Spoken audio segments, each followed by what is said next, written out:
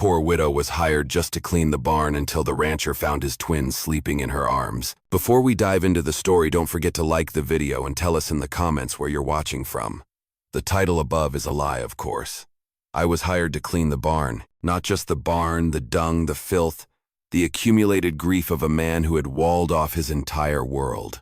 I was hired to be quiet, invisible, and unthreatening. I was the widow Alara Vance, and in the wide empty space of the Wyoming Territory late autumn of 1887, I was grateful for a task that demanded no conversation, no hope, and no future.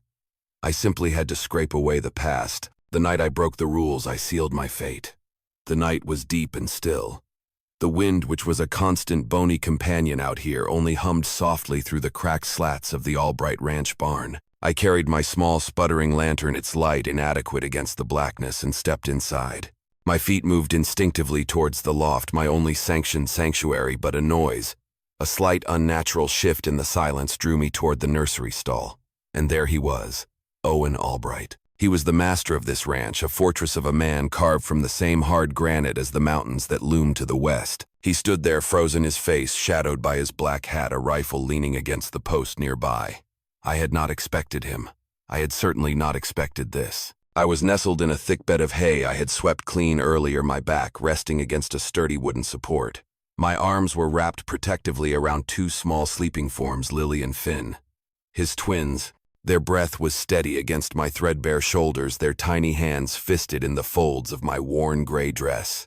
I had not meant to fall asleep. I had meant only to offer them 15 minutes of quiet comfort, a brief sanctuary from the shrieking despair that echoed from the main house. I had been singing. It was What a Viller, an old simple folk tune my own mother used to hum. It was barely audible, a trembling lullaby soaked in my own unspent grief, but somehow it was enough. My eyes were closed, face pale in the faint lamplight, my lips moving with the deep visceral reverence only a mother knows. When I opened my eyes and saw Owen, the blood drained from my face. I stopped singing mid-word. The silence that followed was suffocating, heavy with judgment. He didn't speak. He didn't move. He just watched, his expression unreadable. And in that protracted moment, something inside my chest, the calcified lump where my own heart should have been, gave a single sharp, aching crack. I knew I was fired. I knew I had crossed the line. But for those fleeting moments I had been needed, truly deeply needed. And I wouldn't trade that feeling for all the gold in the territory. 2 weeks earlier, the wind had been sharp and unforgiving as I stepped down from the stagecoach. My boots kicked up dry, powdery dust that tasted like sorrow. All I carried was one canvas bag containing 2 shifts of clothes, and the ghost of a name I never got to speak. My dress was faded, my hands were already red with the rawness of work, and my face felt hollowed by too many nights without peace. The Albright Ranch stretched wide behind the imposing gate, a sturdy, defiant silhouette against the endless plains. It looked like a place that refused to be beaten by the elements and perhaps by grief. Owen Albright stood beside the gatepost, arms crossed the brim of his black hat shadowing his eyes entirely. He was a magnificent, terrible sight, tall, broad, and radiating an air of isolation so profound it was almost visible. "You lost?" he asked, his voice rough like stones grinding together. "No, sir," I replied. My voice was low, cautious, trained by years of hardship, but it was steady. "I heard you needed help in the barn. I can clean. I work hard." He looked me over, gaunt, alone, and clearly unthreatening. He seemed to weigh my poverty against my potential for interference. "We need someone quiet. Barn only, no nonsense. You do not speak unless spoken to." "I understand," I said simply. My needs were basic: shelter, food, and the oblivion of physical labor. He gave a single curt nod. "Barn's out back. You sleep in the loft. Feed yourself, and you do not go near the house." "Understood, yes, sir." I turned without another word and walked toward the barn, the relentless wind tugging at my shawl like the spectral fingers of the past trying to pull me back into the endless dark prairie. The days blurred into weeks. I worked before dawn and long after sunset. I scrubbed, shoveled, swept, and fed. My entire existence was confined to the earthy, honest smell of hay and horses. I spoke to no one unless absolutely necessary, mostly in murmurs to the gentle mares. The horses strangely grew calm in my presence. They seemed to sense the quietude of my soul. My hands bled quietly, cracked and chapped from the cold water and harsh soap, and for a long time no one noticed. Or perhaps no one cared, except for one flicker. Owen passed me now and then, silent and remote, observing his domain. Once under the brutal midday sun, he found me kneeling beside a trough, sweat soaking the back of my dress as I scrubbed away a stain. "Here," he said, his voice flat, handing me a clean rag and a small tin of water. I looked up, surprised, the simple gesture shattering my imposed invisibility. "Thank you," I managed. He gave a brief nod and walked away, not lingering, but my eyes followed him. I was puzzled by the flicker of something beneath his silence. Was it pity? Was it impossibly kindness? It vanished before I could name it. The house staff, what little there was, maintained a hostile distance. Doris, the scullery girl who occasionally brought slops out to the pigs, watched me with a curled, venomous lip. "She thinks silence makes her holy," I heard her mutter to Silas, the foreman, a mean weasel of a man who enjoyed his small authority. Silas chuckled. "She's just waiting to get close to the boss or them kids. Mark my words." I heard them perfectly. They spoke loud enough to ensure it. I said nothing. I just kept scrubbing the stall floor until my knees ached, trying to scrub away the stain of their suspicion along with the straw and dust. One evening, Owen paused near the barn. The sun had dipped below the horizon, painting the clouds in shades of bruised purple and aching orange. He must have heard the soft hum. Peeking through the open door, he saw me brushing a heavy mare, my voice carrying that same sorrowful lullaby. Not pretty, but full of the ache of living. "Horses seem to like you," he said, as I turned startled. "Maybe they know I have nothing to take from them," I replied honestly. It was the longest sentence I had spoken to him. I had no ambitions, no claims, only the need for a roof. He walked away again, but slower this time, as if my words had snagged on something inside him. Then the rumors began in earnest, fed by the tireless malice of Doris and Silas. Owen sat at his desk when Silas knocked his shadow long and thin on the floorboards. "Boss," Silas said without preamble, "folks are saying the widow's always hanging around the kid's stall trying to cozy up. Too close." Owen's jaw tensed. I could imagine the granite hardening. He didn't answer immediately. "She's keeping quiet." Silas pressed, emboldened by the boss's silence, "but that don't mean she's clean. She's too quiet. It ain't natural." When Silas left, Owen sat still, staring out the window. The nursery stall was kept separate for a reason. It was a boundary line he had drawn in the dust of his grief. And yet in the quiet of his mind, I knew he saw again the curve of my back in the hay, the twins asleep in my arms, my voice humming a tune no one had taught me. His hands clenched, but not from anger at my intrusion. A more terrifying realization gripped him. He didn't want to believe the whispers, but more than that, he didn't want to admit how much I had already softened the cold silence in his home. He was terrified of need, and I had become a source of it. Late one night, the Albright ranch lay in a tense, brittle silence. I was in the loft, too exhausted to sleep, staring up at the dark rafters. Suddenly a sound pierced the quiet, sharp, high-pitched and aching. Lily was crying.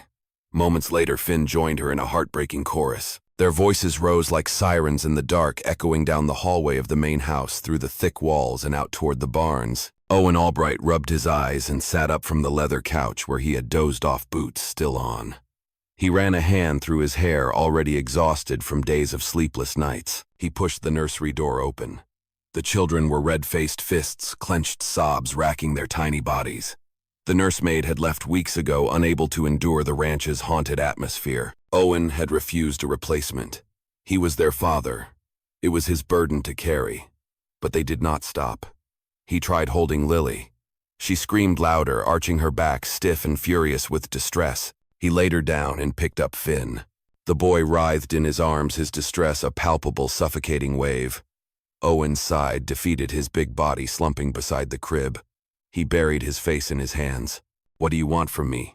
he whispered into the terrible, lonely dark. From the barn loft I lay awake. I heard the cries, not for the first time. They were familiar, those sounds of total, helpless despair. I had told myself not to interfere. It was not my place. The terms were clear: you do not go near the house. But something in those cries struck deeper tonight. They were raw, sharper. They didn't just pierce the night. They pierced the careful shell I had built around my own heart. It was the sound of a need that transcended rules, a sound I had heard once before, too late.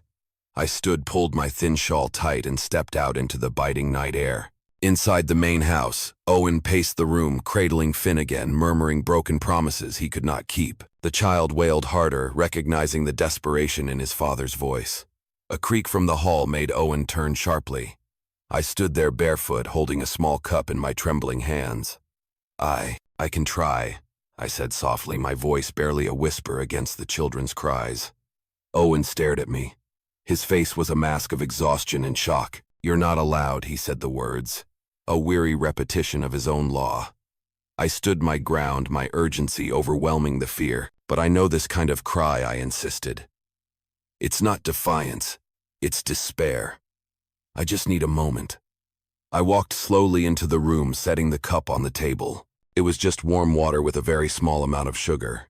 Not too much, I murmured, my focus entirely on the children. He didn't answer, only stepped aside, his resistance crushed by the relentless wailing. I lifted Lily, gently rocking her with a simple, slow rhythm that came from some buried eternal instinct. I dipped my finger into the warm mixture, touched it to the baby's lips. The child paused, startled by the sweet warmth, then sipped greedily. I smiled, a soft, sorrowful expression I hadn't worn in years. She's hungry, I explained quietly, but not for milk.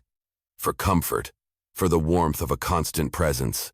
Owen watched in silence, leaning heavily against the doorframe, witnessing a miracle of instinct over panic. Finn's cries grew softer as I began to hum the old folk melody, broken in voice but steady and unshakable in heart. I didn't notice when Owen sat down in the corner of the room. I didn't notice his eyes fixed not on the twins but on me. My face wasn't beautiful. It was tired, etched by pain and exposed by the harsh lamplight. But my hands were steady, my presence anchored, completely focused on the small lives in my arms. The babies quieted their breathing, evening out into the soft rhythmic sighs of deep sleep. The room felt different, warmer, as if a long frozen glacier had finally begun to melt. After a long moment, I returned Lily to her crib. Then Finn. I straightened my shawl, my heart pounding with the terror of my transgression, and turned to leave. Wait, Owen said, barely above a whisper.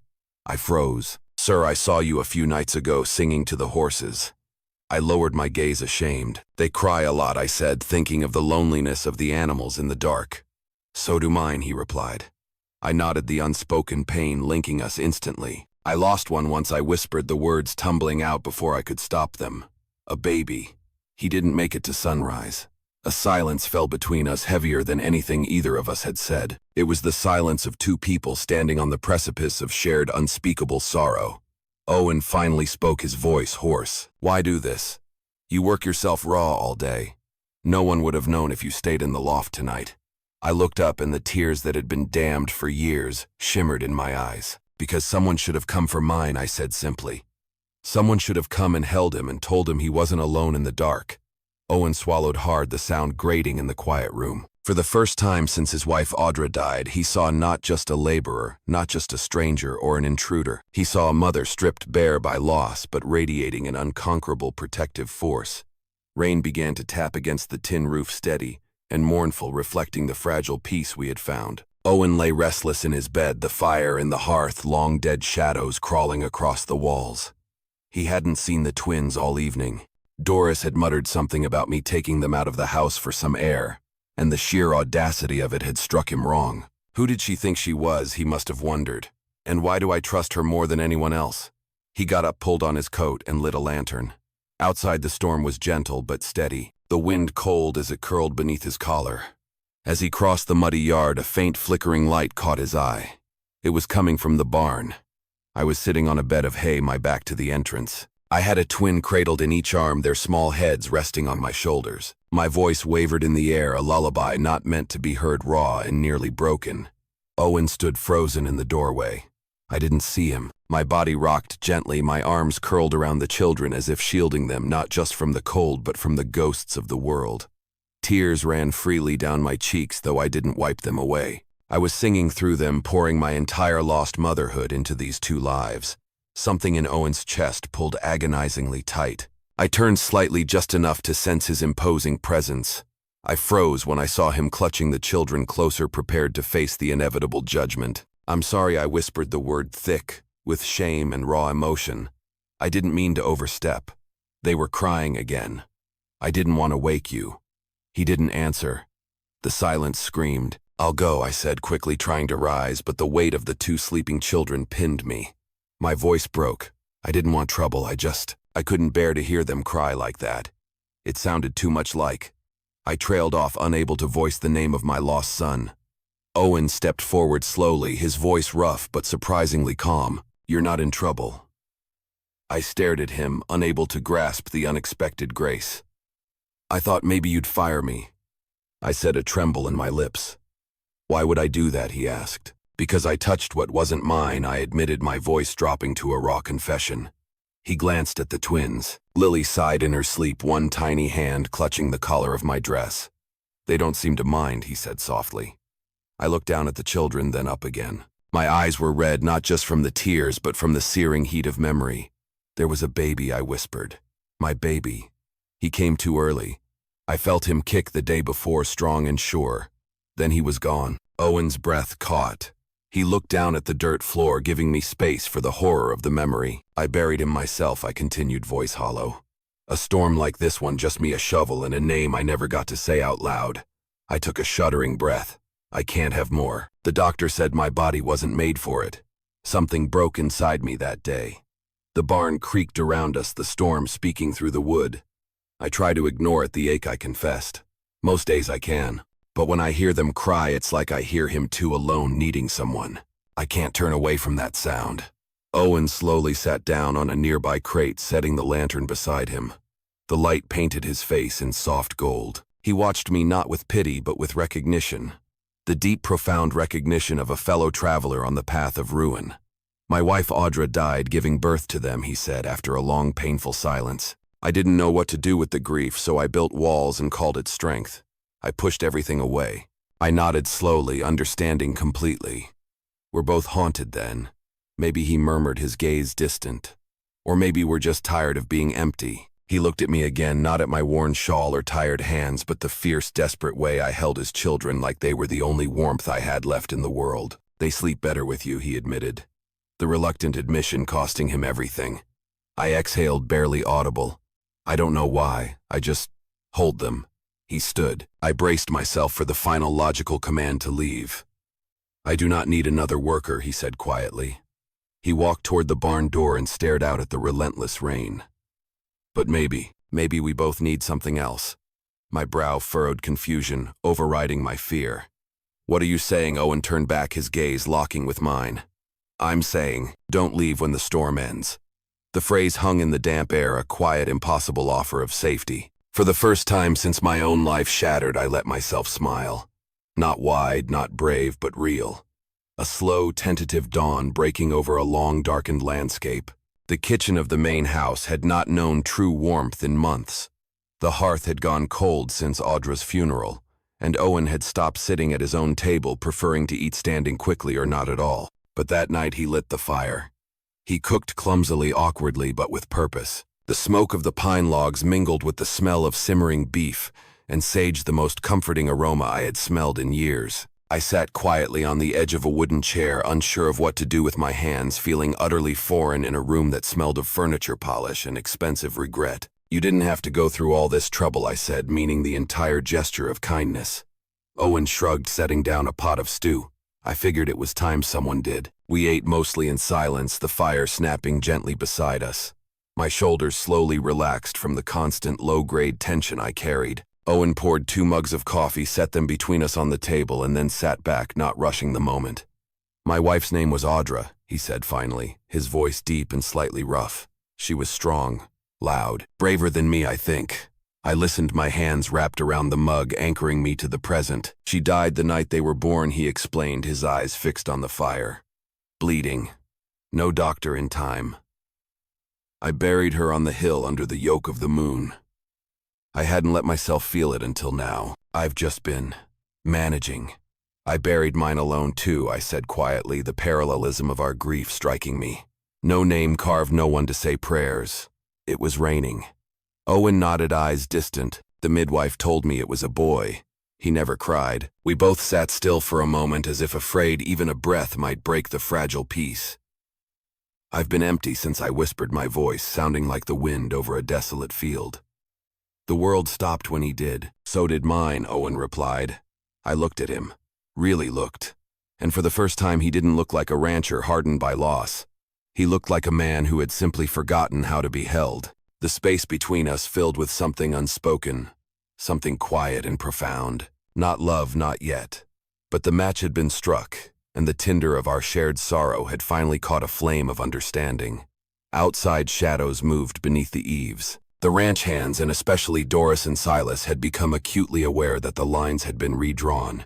"She spends too much time with them kids," Silas said, his voice low and ugly, as he cornered Doris by the feed buckets. "That's not just kindness, that's history."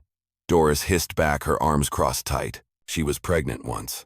Maybe those twins are hers and she gave him up and came back to take him now. "Mark my words, she's plotting." "It ain't right," Silas muttered. "She came here as trash. People are talking." By morning, whispers had turned to full-blown rumor, thick and poisonous, as the dust storms that plagued the territory. I felt it before I heard it, the way hands stopped working when I passed, the way eyes lingered too long, filled with accusation. I went about my chores anyway, trying to cling to the memory of the night's peace.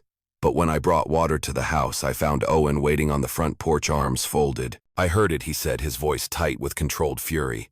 I lowered my eyes, tired of fighting shadows. "It doesn't matter, Mr. Albright. Let them say what they want. It matters to me," he growled. That afternoon, Owen rang the iron bell, a sound used only in emergencies or gatherings of great importance. The staff gathered near the barn, wary and confused. Owen stood before them, his hands steady, his eyes hard and unwavering. "There's talk going around," he announced, his voice carrying clearly over the stiff autumn wind. "Talk about Alara, about the children, about things that don't belong in mouths that haven't earned the right to speak them." Doris shifted nervously, her eyes darting away. Silas looked down at the ground. Owen raised his voice, a challenging edge to the words. "She didn't birth those twins. I did with my wife Audra." His gaze swept over the crowd, landing briefly on Silas, then Doris. "But she's the one who got them to sleep when I couldn't. She's the one who stood between them and the cold when storms hit. She's the reason they are alive and well. And I will not have any one of you disrespecting her or what she has done for this family." He stepped forward, closing the distance between himself and his employees. "Anyone who questions her place here questions mine. You answer to me if you come after her again. Is that understood?" Silence. The kind of silence that precedes a verdict. Then I stepped up beside him, my eyes forward, my back straight. I said nothing, but for the first time in years I did not shrink. I stood tall in the face of judgment, and Owen did not move from my side. The unspoken promise in his stance was louder than any shout. Thunder cracked so loud it rattled the windows of the main house, a sound so immediate it felt like a giant's fist punching the roof. The wind howled like wolves through the trees, tearing branches from trunks and sending them crashing against fences and sheds. Rain fell in sheets, horizontal and furious. The Albright Ranch had seen storms before, but not like this. It was a biblical wrath, a terrifying elemental rage. Owen paced the front room, jaw clenched, running a hand through his hair. A section of the roof over the east barn had already peeled off, sending debris flying across the yard. Lightning flashed again, illuminating the yard in a momentary, terrifying white light. Through the window, Owen spotted movement. His heart stopped. Across the muddy, churning yard, I was running barefoot, drenched, holding the hands of Lily and Finn as I led them toward the supply shed at the back of the property. The wind fought me with every step, whipping my shawl away, soaking me to the skin. Lily stumbled, the rain blinding her. I scooped her up without pause, tucking her small body under my arm. Owen flung open the door. Rain slammed into him like a solid wave. "Ilara," he shouted into the storm, but the wind stole his voice, tearing it into shreds. I didn't hear him. I didn't stop. I shoved open the shed door, ushered the children inside, and slammed it shut behind them. Owen stood frozen at the doorway, soaked to the bone, staring across the chaos. His fists clenched, his breath caught in his throat. He understood in that moment with searing, terrifying clarity.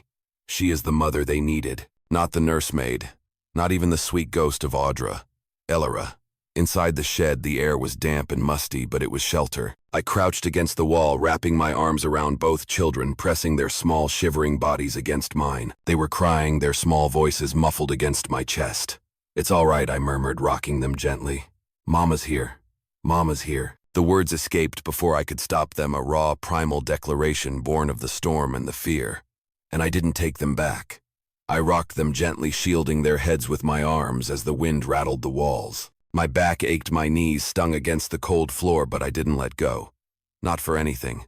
I was their harbor against the storm. When the storm finally passed, the ranch was nearly unrecognizable. Sections of fencing lay twisted in the mud. A large cottonwood tree had fallen on the far hay barn. One of the horse stalls had collapsed entirely, but there had been no injuries, no deaths, because people like me had not run. Owen found me still huddled in the shed, arms curled around the twins' eyes closed as they slept against my chest. My clothes were soaked, my hair plastered to my cheeks, but I looked peaceful, fierce, like a creature protecting her young. He stood in the doorway for a long moment, simply absorbing the scene, the undeniable truth of it. Then he stepped inside. "Alara," he said, his voice thick with emotion. My eyes opened slowly. "They're all right," I whispered, not moving an inch. I know he knelt beside me, his own coat heavy with water. "You could have stayed in the loft. You didn't have to risk yourself. They needed someone," I said simply.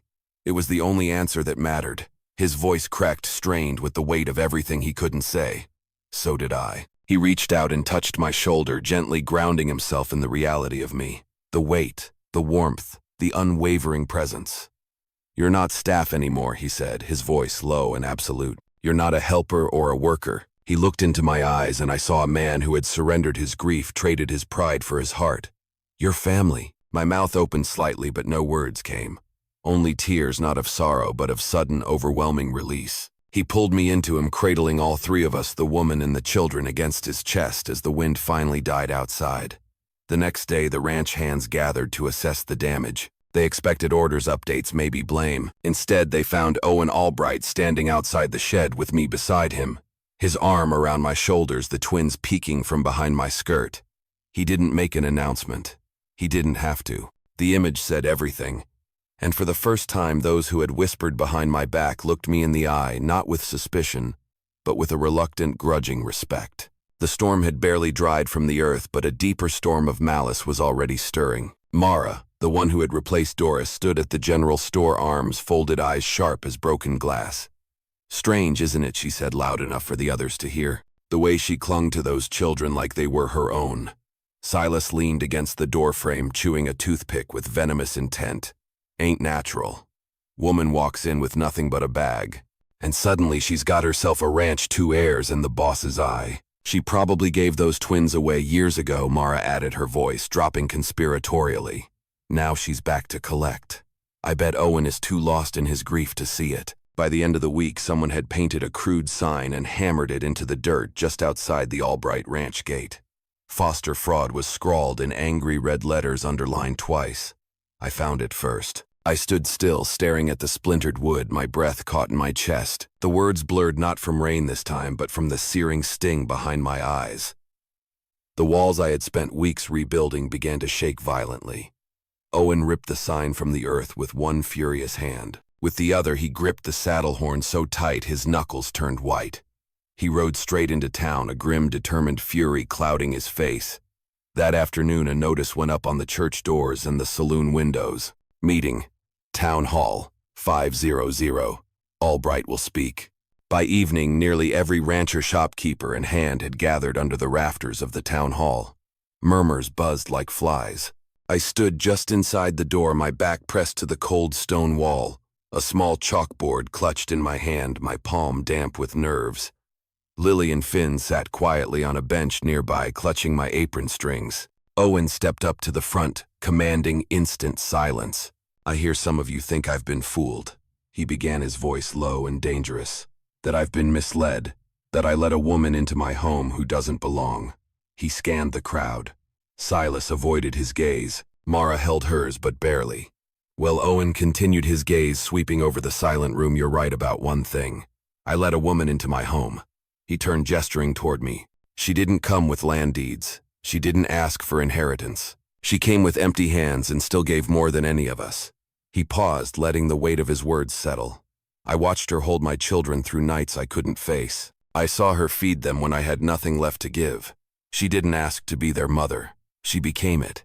His voice softened, filled with an aching love that made my throat tighten. Not by blood, but by staying when she had every reason to leave. He stepped back. I moved forward slowly, my heart hammering against my ribs. I raised the chalkboard where I had written in small, careful letters, "I do not want land. I want them. No one needed me until they did." I lowered the board. For a long, profound moment, no one spoke. Then an old woman near the back, Mrs. Anders, the widow who had buried 3 sons in the war, cleared her throat. "She stayed through the storm," she said, her voice gravelly but firm. "That's more than most." Others nodded. One by one, the room shifted. Mara backed toward the door, her face a mask of thwarted malice. Silas slipped out beside her, silent, now defeated. No one stopped them. Owen took my hand in front of them, all his touch a promise and a shield. "She's not my housekeeper," he declared, his voice ringing with absolute finality. "She is the mother of my children." The town didn't cheer, but it stood still, and that was louder than applause.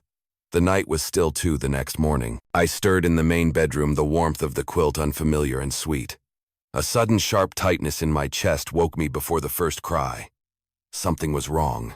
The silence screamed. I rushed down the stairs, my feet silent on the cold wood. The two small cribs were empty. My breath caught in a strangled gasp. A blanket lay crumpled. The back door stood slightly ajar, letting in a thin, cold draft. "No," I whispered. "No. No." I bolted toward Owen's room, my heart thundering a frantic rhythm against my ribs. He met me at the door, half-dressed eyes already alert from the change in the atmosphere. I didn't need words. "They're gone," I gasped, clutching his arm. "The children are gone." The alarm bell rang seconds later, echoing across the ranch like a war cry. Men spilled from their bunks. Boots slammed against wood. Lanterns flared into the darkness. "Tracks lead north," one shouted. 2 sets of boots. Small footprints, too. Fresh Owen and I saddled up without hesitation. I gripped a lantern, my fingers trembling but steady enough to hold the light. Owen holstered his revolver and took the lead. We rode hard into the trees, the path barely wide enough for horses. Wind whipped through the branches. Suddenly I heard a faint cry to the right. I yanked my horse's reins, veering off the path. Owen followed without question, trusting my instinct completely. We reached a clearing, an old hunting shed leaning crooked near the rocks. I jumped down first, racing to the door. Inside, huddled in the corner, were Lily and Finn, tear-streaked, gagged, terrified. Mara stood nearby, holding a lantern with one hand, a vicious-looking knife in the other. Beside her was a stranger, a man with a scarred jaw, holding a rifle. "Stay back," the man barked as Owen entered behind me. "You've gone mad, Doris," Owen growled, his voice a dangerous low rumble. "It's not madness," Mara spat, her eyes wild and crazed. "It's justice. She tricked you. You gave her everything that should have been mine. That land, those children, that place in your heart, they're not yours." I said, my voice low, firm, and ringing with a protective fury I never knew. "Possessed. She doesn't deserve it," Mara screamed, stepping forward, the knife flashing. "She walks in from nowhere, and now the town calls her mother. She's nothing." The man raised the rifle. Owen stepped forward slowly, his own gun drawn steady as a rock. "I only need one good shot," he said coldly. The man hesitated, his hand twitching, recognizing the chilling finality in Owen's eyes. "Wasn't paid enough for this," he muttered, dropping the gun and fleeing into the woods. Mara lunged for me, but I moved faster, grabbing a broken plank of wood and blocking the blade. Owen tackled Mara to the ground, pinning her with his immense weight. "It's over," he said, the words a final, terrible judgment. "And so are you." I rushed to the twins, cutting their bindings, holding them tight as they wept against my neck. Footsteps pounded in the distance. The townspeople, hearing the bell and the gunshot, arrived, breathless, lanterns in hand, and they saw it all, me kneeling in the dirt, arms wrapped around the children. Owen behind me, shielding us with his body, fury still blazing in his eyes. Someone gasped. "Another," whispered, "Dear God." No one questioned anymore. No one doubted. A family had just fought through fire, through blood, through darkness, and no one would ever dare say we weren't one. The sun rose slowly over the Albright ranch, casting gold across the fields where shadows had once lingered. Since the night of the kidnapping, something had shifted entirely. Where once there had been suspicion, now there was warmth. Where once eyes narrowed, now they softened. Folks in town nodded when they passed me.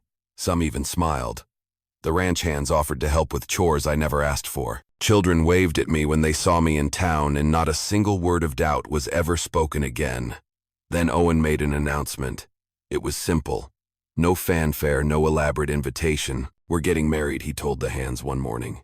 He didn't say it out of obligation or even necessity. He said it like a man who'd finally realized he had found his true way home. The ceremony was held on the land, no chapel, just the open sky, the cottonwoods swaying gently, and rows of wooden chairs filled with neighbors, friends, and ranch hands who had once doubted me. Now they were dressed in their Sunday best. I stepped out from the old storeroom where I'd once slept, now cleaned and adorned with lace and ribbon. I wore a plain cream dress, modest, and soft the fabric whispering with each step. Lily and Finn toddled ahead of me holding small bunches of wild flowers in their tiny hands. Owen waited beneath the arbor, his eyes misted, his heart full and exposed.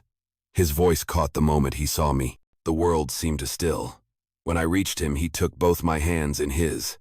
We spoke no grand vows, just the devastating quiet truth. I lost myself after Audra. Owen said quietly, his voice trembling with emotion.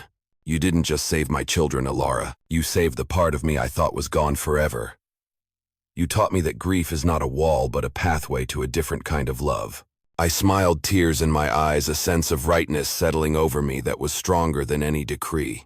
I came here with nothing, I whispered, and found everything. I found the purpose that my own sorrow had stolen from me. The preacher declared us husband and wife. Applause echoed against the hills, but it was the silence between the claps, the held breaths, the smiles behind wet eyes that said the most. I wasn't just Alara anymore. I was Alara Albright, and I was home. Later that afternoon, lanterns were strung across the yard. Tables of food lined the lawn, laughter spilled across the porch, and fiddles played softly in the background.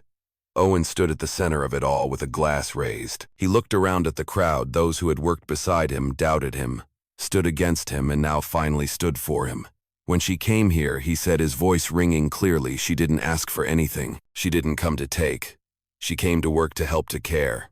He turned to me, standing beside him with the twins wrapped around my legs. She was hired just to clean the barn, he concluded, his voice catching with profound feeling. But she cleaned more than that. She cleaned the hurt from this place. She gave it back its heart.